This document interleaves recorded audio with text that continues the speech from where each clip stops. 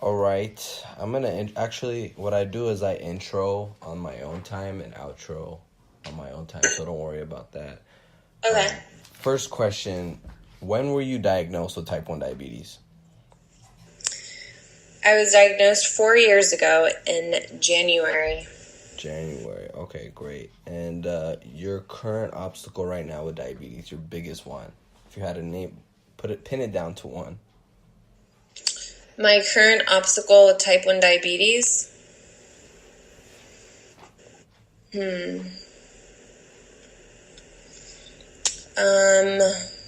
I think this is just like an ongoing journey. I'm definitely better now than I was, but I think just balancing, just a balancing act that comes with just like the goal for balanced, good blood sugars, but also, it's a hard one. I guess just like food choices, like what to eat. It's like for a while, it's just like I was always just eating things that gave me a good number, which was focused on, a higher fat, higher protein diet, and I just wasn't really feeling that great on it, even though I was having really good numbers. So just slowly incorporating things that make me feel more satisfied and make me feel better. But the consequence of that is a little bit more intentional work when it comes to timing and my dosing. When you're the higher carb,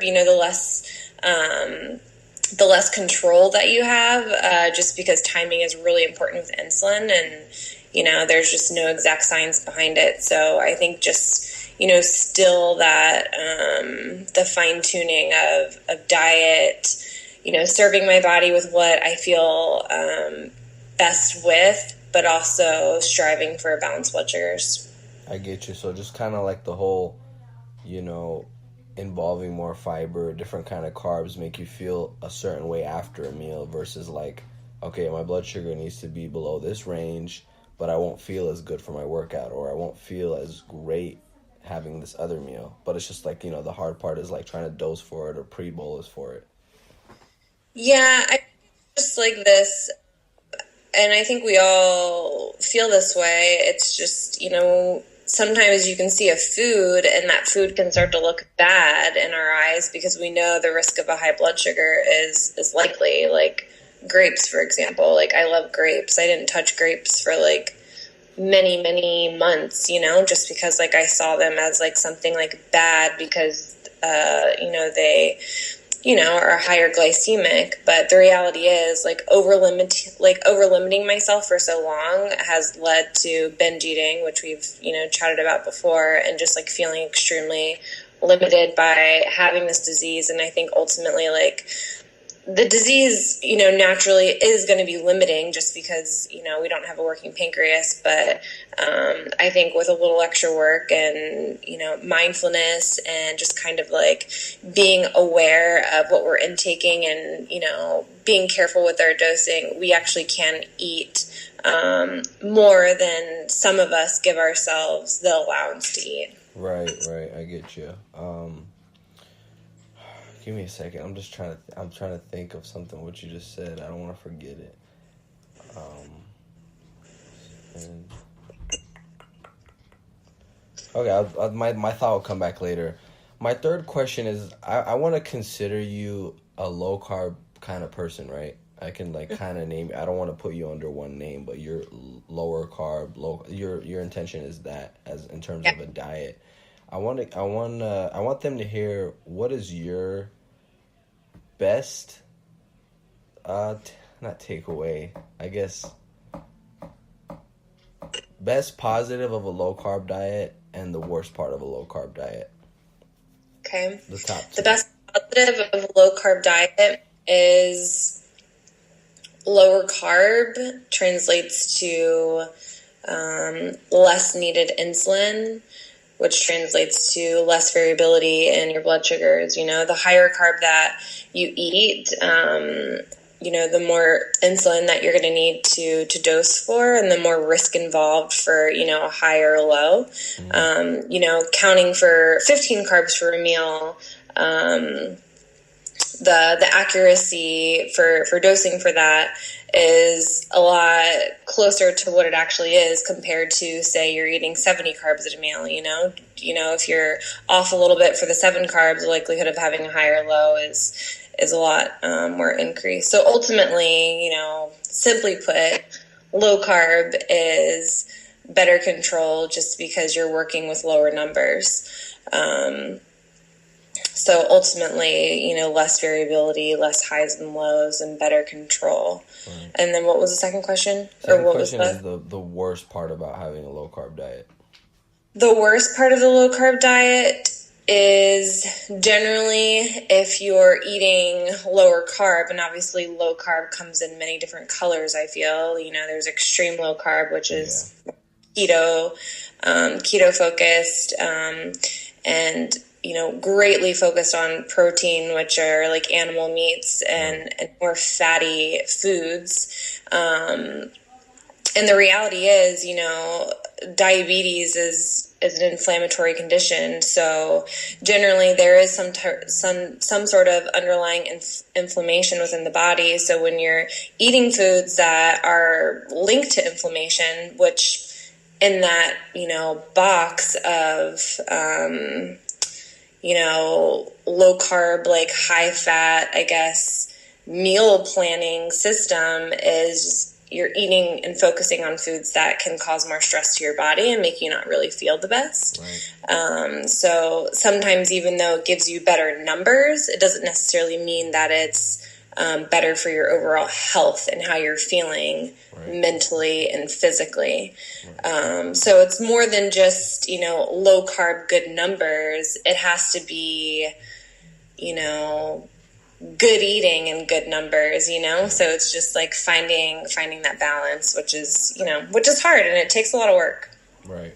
I get you. I think what we do is like we see a food, and we were talking about this in the last episode, is we make it a moral thing versus like, eating low carb. If you don't eat low carb, doesn't make you a bad kind of person or a bad diabetic. You just have a less variability with error, and that's simply put. You're not a bad person, you're not lazy, you're not this, you're not wrong with any part, and the grapes aren't bad, the watermelon isn't bad, it's just different outcomes. I think what people forget, and I think that's the thing I learned from Bernstein is like, he's so black and white, he's rare to say like, you're a bad person, you need to do this. He's just like, just get it under control. Like, it's nothing about you being a good or bad person. I think that's when the guilt trip begins.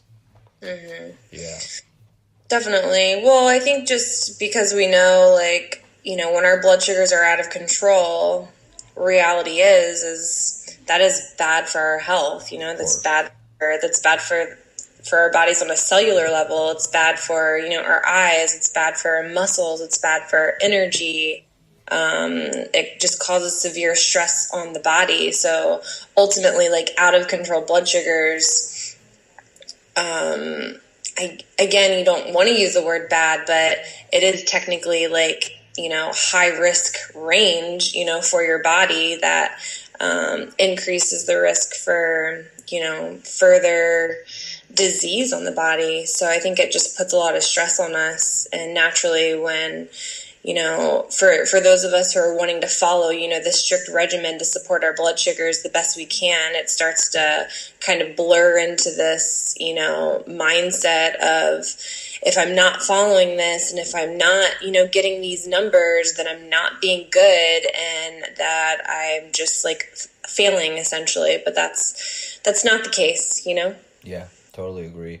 I'm going to start getting a little bit deeper and more personal. So, and this is the questions that I personally love.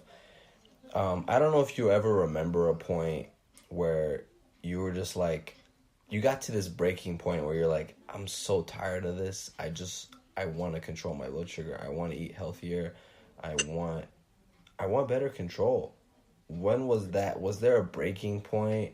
Because, and before you answer, they heard this on my last episode. I didn't really have a breaking point when I first got diagnosed. I was kind of weirdly excited. I was like, wow, okay, now I can, have a reason to be healthier. I'm going to kick ass in the gym. But it was slowly like every couple months I had more breaking points. I was like, wow, you're doing this wrong. You should do this. I got tired of this. I need to start stepping up here. And, 3 years later, it's like, I've never imagined myself to be eating this way and like so, I guess more mindful, not strict. I hate that word. It's more mindful. Was there ever a point where you got to a breaking point? Do you ever remember anything like that? Or a period, I guess? No, truthfully, Ollie, I'm much like you. I think it was just kind of this slow transition into like, I was diagnosed 4 years ago, so I was 26, so like later in life. And I think some of us, like, in a way, it's a blessing to get diagnosed later in life, just because you have this like kind of like approach to it in a way that it's like, okay, like I have this disease that I'm like forced to deal with.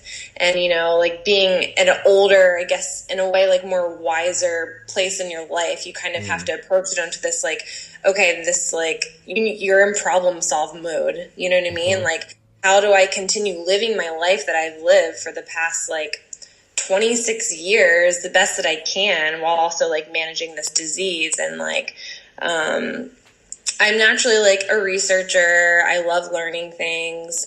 I've always like been pretty mindful with just like serving my body with the best foods, and like, exercising consistently. So it was just more of just like a underlying desire for constantly seeking out the best way for me to manage the disease. And that just came with like Googling the heck out of things and coming across like Dr. Bernstein and, reaching out to people and, finding, type 1 community groups where I like learned and like saturated myself with people that were, constantly like learning and, doing certain diets and like following certain things. And then I would just kind of like absorb, their informations and kind of like watch, even though sometimes I wouldn't always be like actively in the group, I would, check in and kind of see like, oh, what are people saying? Like, what are they dealing with? Like, oh, I'm dealing with that too. Like, and like scroll down the comments and like, oh, this is what they're doing for that. So just kind of like, absorbing the information through online community, which we're so blessed to have, at our fingertips. And I think it's just been this kind of like, just this thing as time goes on. And like, the more I listen to my body and the more like I understand the disease, the more I've just been able to, just focus on doing my best. And that's all that I. Yeah. That's amazing. That was like, wow. Like, little side note, if you guys notice, Whitney said nothing about doctor. She had to do the research herself. Yeah. Not hating on doctors, but my last blog, I was really, really pounding on doctors.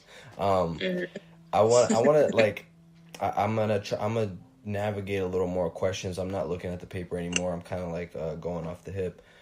Give us that, like, take us back to when you first got diagnosed. Like, where were you? What were you thinking when you drove home or someone drove you home? What were your first thoughts? Like, what were your first big memories? First, give us that, like, first couple hours when you got told you were diagnosed, and then give us those big, like for me, my big one was I had to inject. I didn't know I had to inject because all these nurses were like, oh, you have to take these many units for this. I'm like, what the hell is a unit? I thought I just had to like eat healthy and work out.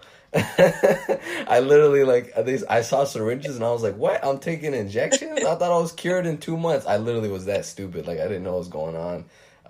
Doctors didn't say shit. But take us back to when you first got diagnosed, and then what was that like big shift in your life? You went from X to like, wow, I'm suddenly here, So I was sick, like a little bit of, I guess, my diagnosis story.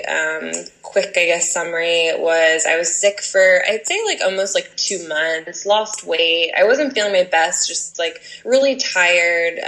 The traditional like flu-like symptoms, I guess you could say. Like I had a cold, was feeling weak. My one random thing that I had, and I have heard that a few people experience this, was my pulse was really, really high. Like I would be working and then I could feel my heart rate going up really, really high. And I worked at a doctor's office. So I would like do my, put the sensor on my finger to check my pulse, and my pulse would be like running level high, like 100 and just crazy levels. Like I can't even remember like the exact number, but I would like have to sit and I'm like, why the heck is like my body like doing this? You know, it's so strange. I would have to sit down because I felt like I would pass out. Little did I know, obviously my blood sugars were really elevated.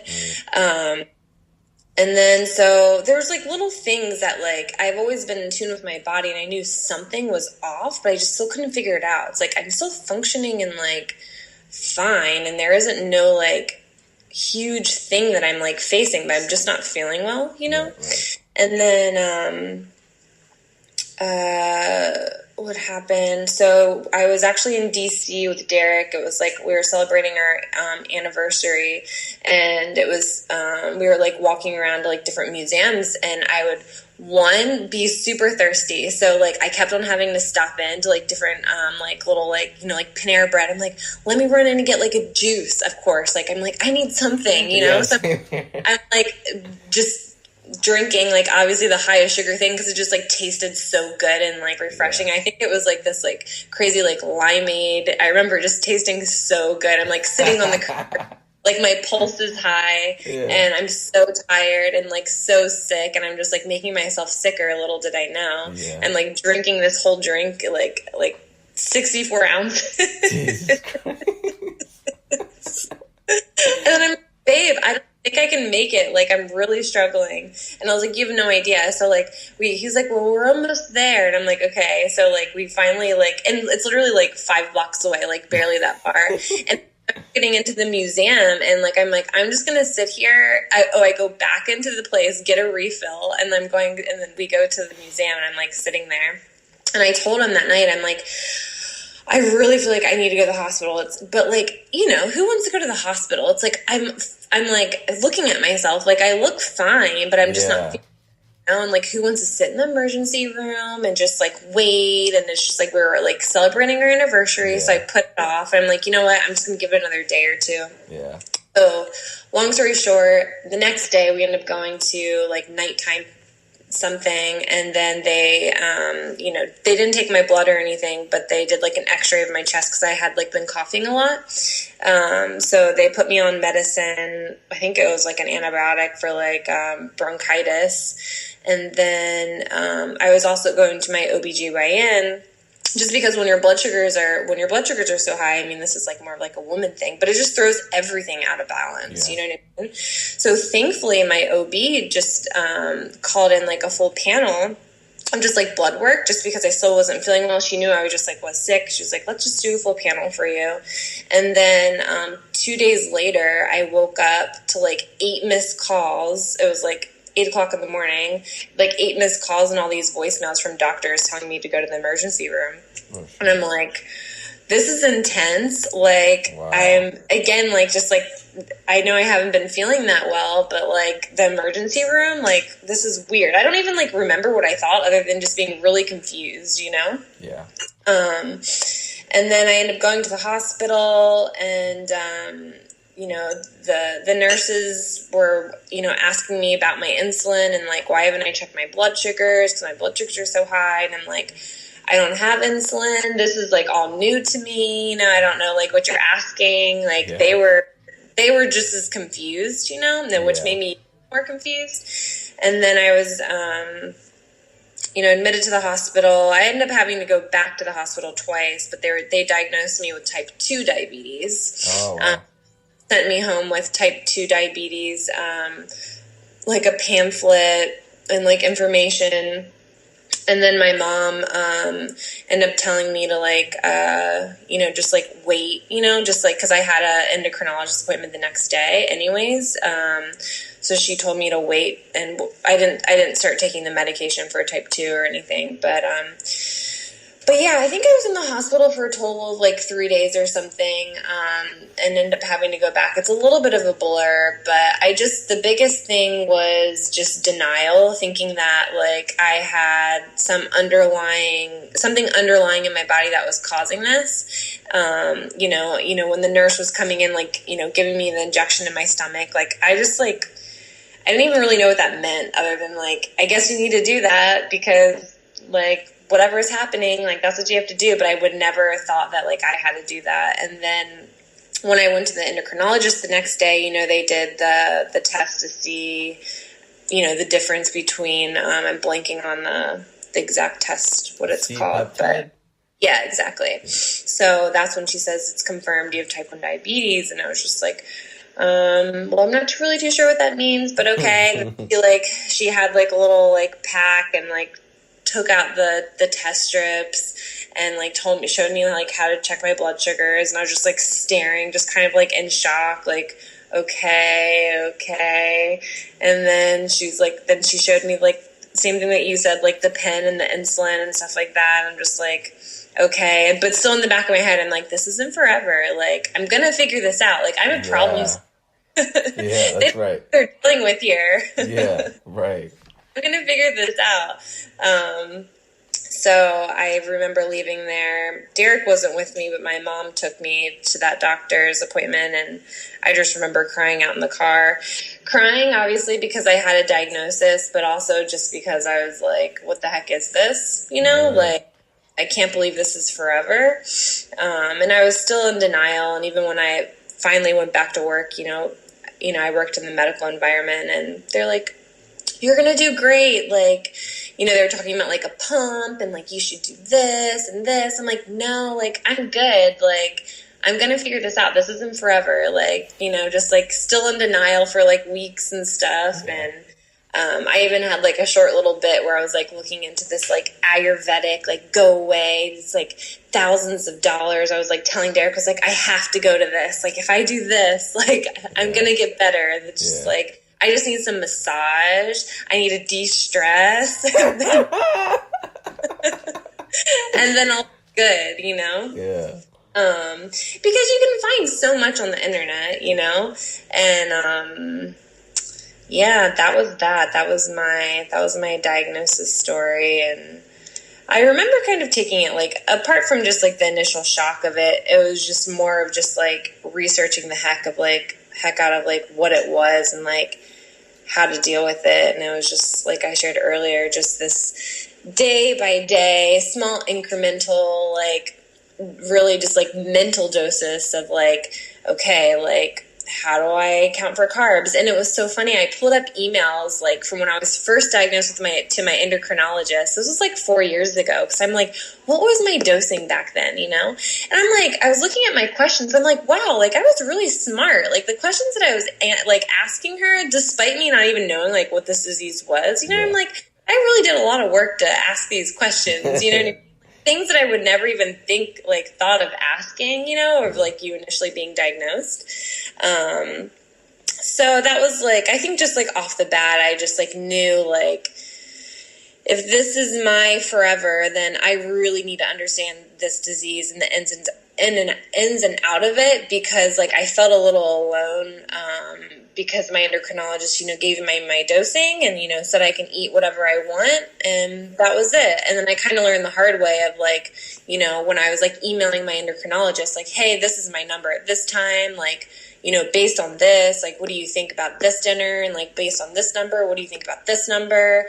And, you know, I think in the midst of like trying to figure that out, I learned that like seeing the trends of like, okay, these are a lot of high blood sugars, you know? So I think the consistent high blood sugars kind of showed like, even though I was eating clean, I kind of needed to shift my way of eating to support better control. And I think that's when I had my extreme, you know, a good like 8 to 9 months of like extreme low carb and more keto.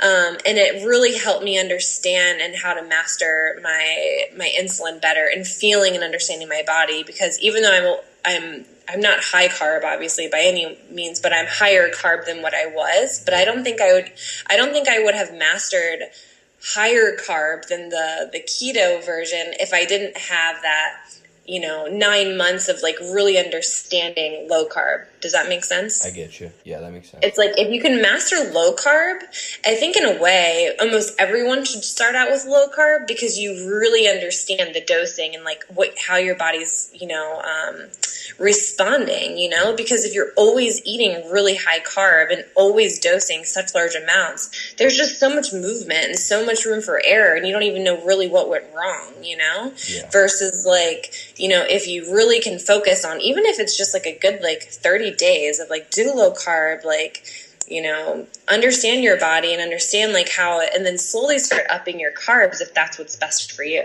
Yeah. Little did they know, Whitney killed the diabetes game and out to impact so much people. It's kind of I want to say like a happy sadness. I heard when you said you were crying in your car and you were like kind of like this is temporary, but the level of impact you have is bananas. Like I don't think people know when you pull out your phone and the stuff you feed your brain really alters your day and who you become. And when you see good stories, good posts, and not just good, but authenticity, vulnerability, sharing this kind of stuff, being diagnosed, people don't feel alone. And that's when I feel like social media is gonna it's taking over the world in a good way. And I mean, while we're in this, it's kind of the next question. You just got diagnosed. Okay, you told us that whole thing. You were kind of confused. I mean, a lot confused. We were all really confused. I didn't even know what a unit was. It did not comprehend my brain. Or bolus, all these terms. Right. Like yeah. Like a bowl? What? I want you to really think about this question. You have your random friend. He just got diagnosed. What is the thing you want to really, really push to him to cut his learning curve to get him on track instead of like everyone else who gets diagnosed? What are you going to tell him? Those two, maybe one thing. It could be vague. It could be very practical. So someone's just diagnosed. Well, I think the first thing is broad, and that's just like to learn and educate yourself on like what type 1 diabetes is, because I think a lot of the people, even like me, not even really not recently, but it did take me some time to understand like what the heck is insulin, how does it work, and like what is the pancreas and what is it supposed to be doing? You know what I mean? Like, because I feel like just going in and like thinking of like what foods can I eat and how do I dose for it? That's like one beast in itself. But if we're not understanding, what is the pancreas and what is insulin's role, then we're kind of like missing the whole point, Yeah. So I think just like, one of my favorite go-to books is just Think Like a Pancreas, just because it just goes over every single detail of, the role of the pancreas and the role of insulin and how to literally think like a pancreas. So I think first get that book, just because I think it's like a good, lighthearted, but also very educational read. And then to track trends, because I think in the midst of just feeling like, burnt out and like overwhelmed, I think we can just kind of stay stuck in this like mental cycle of just like always seeing like high numbers and then like missing the details of like why, like what's causing the high numbers or what's causing the low numbers. So just get yourself like a happy journal that you love to write in. Maybe start your day with just like, journaling, just like mentally, you know what I mean? Just like start your day in a positive way.